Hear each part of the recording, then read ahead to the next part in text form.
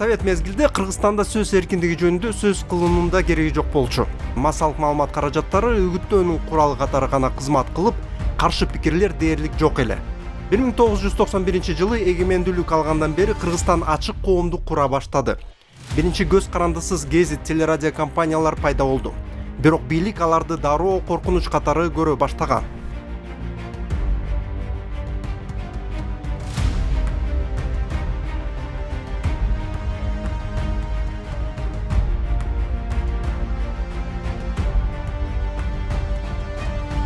Биринчи президент Аскар Акаев өзү да Кыргызстанда демократиянын аралчасы бар деп мында батыш жака барганда мактанып сүйлөчү. Бирок дал ушул аралчаны муунтуунун алгачкы жана ыраттуу кадамдарынын бардыгын ушу президент өзү жасаган. Бизде ошон үчүн президенттик бийлик бутагы кээде мисалы үчүн Роза Отунбаева сыяктуу либералдар бийликте болгондо ошо демократия үчүн ойносо, а кээ бир учурларда тескерисинче демократиялык асыл нарттары тебелеп тепсөө үчүн кызмат кылганда, мына президенттик бийлик ыйгарымдарын өзгөчө күчөтүү, баягы мыйзам чыгаруу бутагынын кайсы бир деңгээлде мындай көз каранды кармоо, парламентти көз каранды кылууга аракет кылуу, ушулардын баардыгы президенттик бийликтен чыгат. Демек, ошол биздеги бир катар артка чегинулөрдүн баардыгы ошол биздин көптөгөн президенттерин же Москвага, же Бейжиңге карагандыгы алардын бийлигинин авторитардык ыкмаларын өзү үчүн өрнөк кылып алгандыгы болуп саналганда. Республика гезитте интернет жок кезде чындык маалыматты алуунун негизги булактарынын бири болуп калды. Бул албетте бийликке жага берген эмес. Срыгуловда тогда у нас была публикация, причем публикация была не моя, это была публикация авторская, это в 97 году был. Вернее, даже не арест, а уже решение о том, что меня лишили свободы на 1,5 года. И я помню, как они меня сопровождали здесь, меня привезли. Доставили, вернее, в суд и привезли здесь. Вот я шла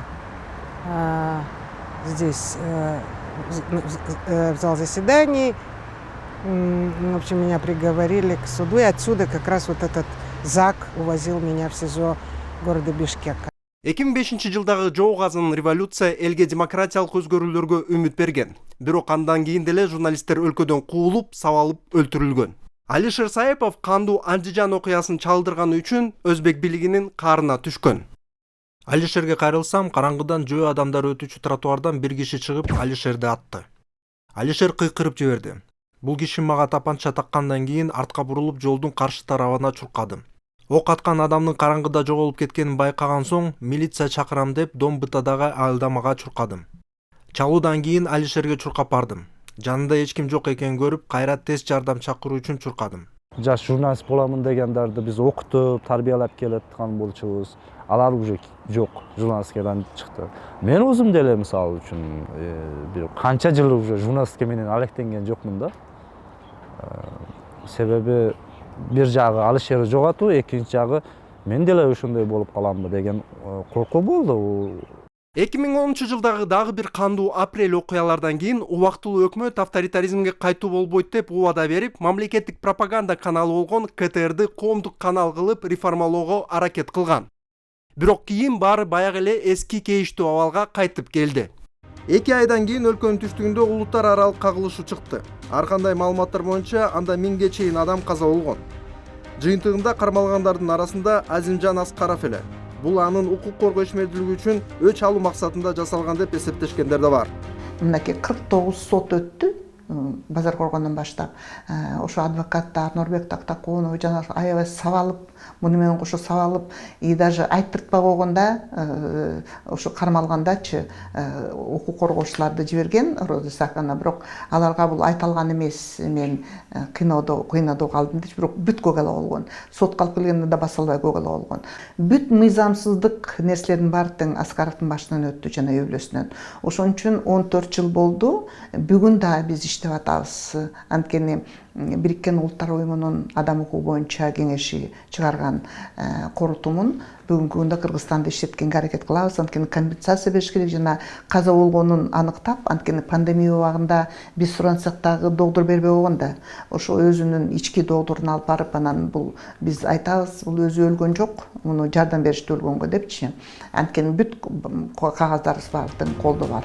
Атамбаевдин бийлиги көз карандысыз маалымат каражаттарына каршы миллиондогон соттогудоо арыздар жана саясий оппоненттердин камалышы менен коштолду. Атамбаевдин мураскору Суронбай Жээнбеков коронавирус эпидемия маалында да фейк боюнча мыйзамды парламенттен өткөрүүгө аракет кылган. Бирок жарандык коомдун массалык нааразылыгы буга жол берген жок. Биз терең бир саясий кризиске кептелгенибиздин көрсөткүчү. Эми бул митинг, коррупция деген бул симптомдор да, көрсөткүчтөр да. Ошон үчүн биз деген могул жерде биз деген чын эле саясий жактан мындай мамлекет болуудан деле мындай болбой калдык да. Ошон үчүн биз кайрадан бир өзүбүз ушул администрация президенттен баштап акыркы мамлекет органга чейин талкуу жүргүзүш керек. Бүгүнкү булар күндө ким үчүн иштеп атат? Уч бир топ үчүнбү же эл үчүнбү деген. Эгер эл үчүн иштей турган болсо, анда уч топтун жанагы пайдасыны, кызыкчылыгын коргоонун себеби эмне? Бул абдан мындай бүдөмүк абдан катылган нерселер болуп атат да мунун ичиндечи. Менин оюмча эң чоң бул жасап аткан себеби ошол жөнөкөй жарандардын ушул болуп аткан нерселерди түшүнүүгө булар тоскоолдук кылып атышат. Бул мыйзам дагы, демилгелер дагы, президенттин унчукпаганы дагы, жогорку кеңештин ушуга инструмент болуп берген дагы, бул Кыргызстан кайра эле баягы авторитаризмдин, кайра эле регрессияга, кайра эле артка секирип жасады да.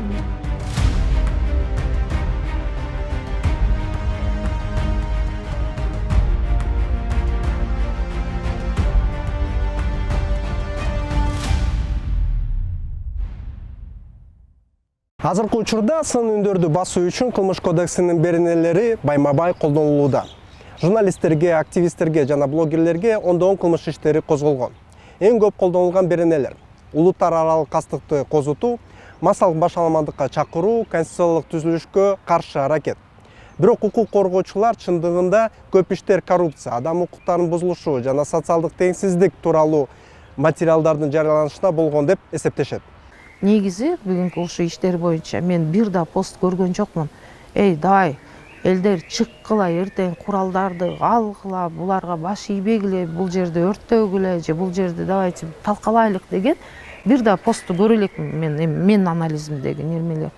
Бардыгы эле эми мисалы мына 75 жаштагы бир апабыздын постун ала турган болсок, а жерде болгону баанын өзгөрүшүн жазыптыр. Баалар кымбат, продукттагы баалар кымбаттап кетти. Ошону эми ушинтип трактовать этип атат да. Бул баалар кымбаттап кетти дегени бул бийликтин иш аракетине негатив сөздөр.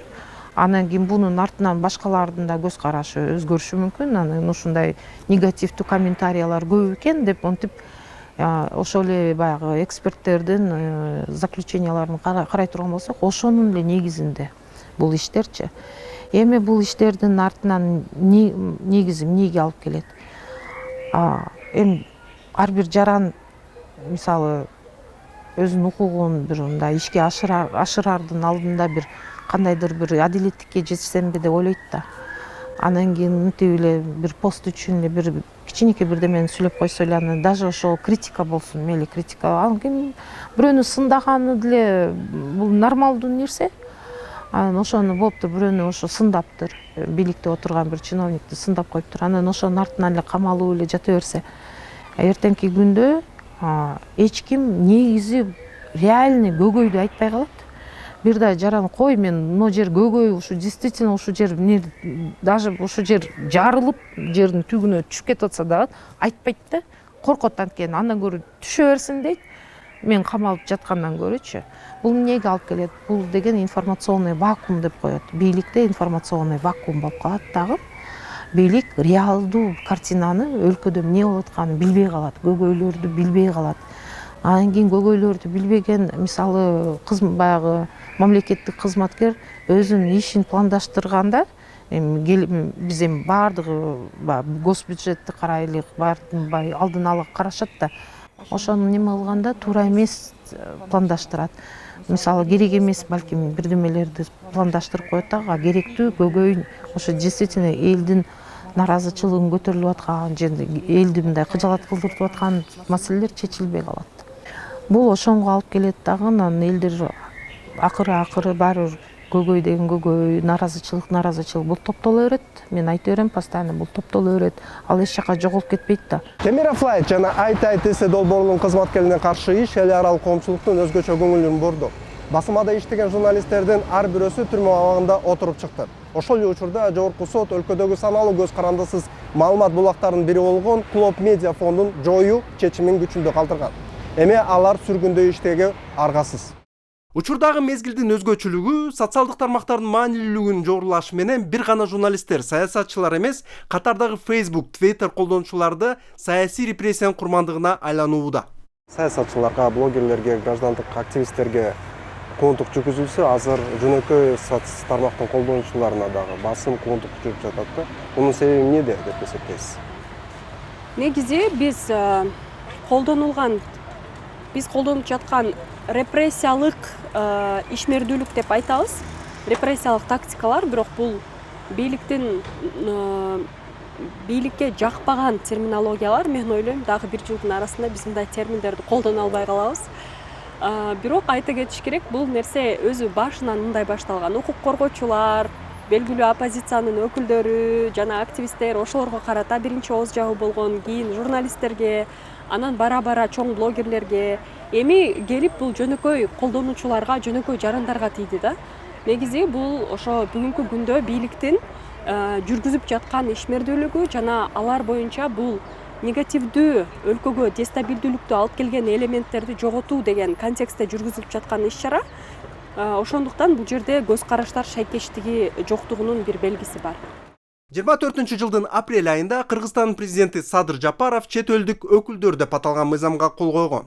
Ага ылайык чет өлкөдөн каржыланган жана саясий ишмердүүлүк жүргүзгөн бардык бейөкмөт уюмдар өзгөчө статус менен каттоодон өтүшү керек.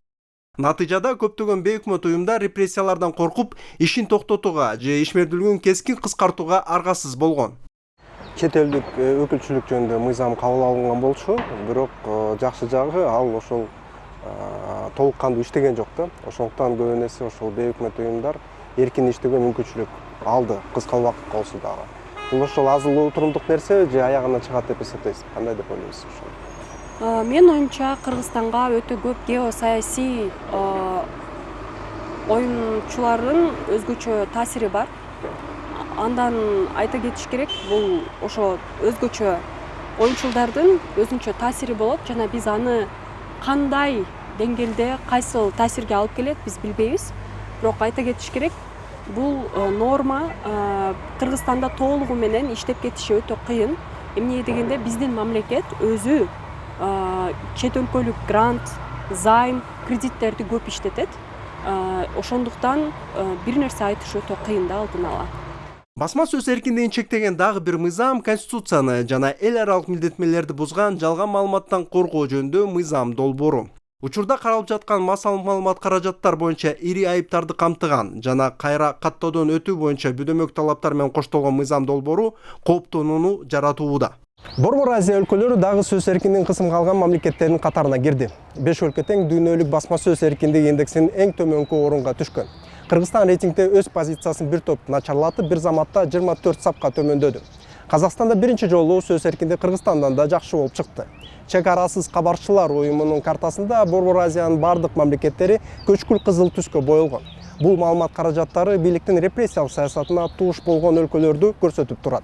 Демократиянын артка чегинүүсү дүйнөлүк тенденция. Бул докладтан дагы бир жыйынтык чыгарса болот. Чын эле мурда салттык демократиячыл деген өлкөлөрдө дагы баягы сөз эркиндигин баалабаган күчтөр бийликке мыйзамдуу жол менен келип жатышат да.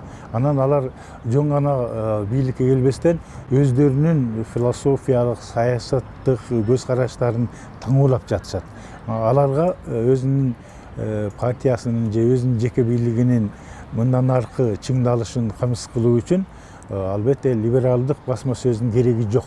Ошондуктан алар либералдык басма сөздүн өзүнүн беделин кемсинткенге аракет кылышып, мүмкүн болушунча аларга ошол айрым батыш өлкөлөрдүн өзүндө деле чабуул жасап жаткандарын көрөбүз да.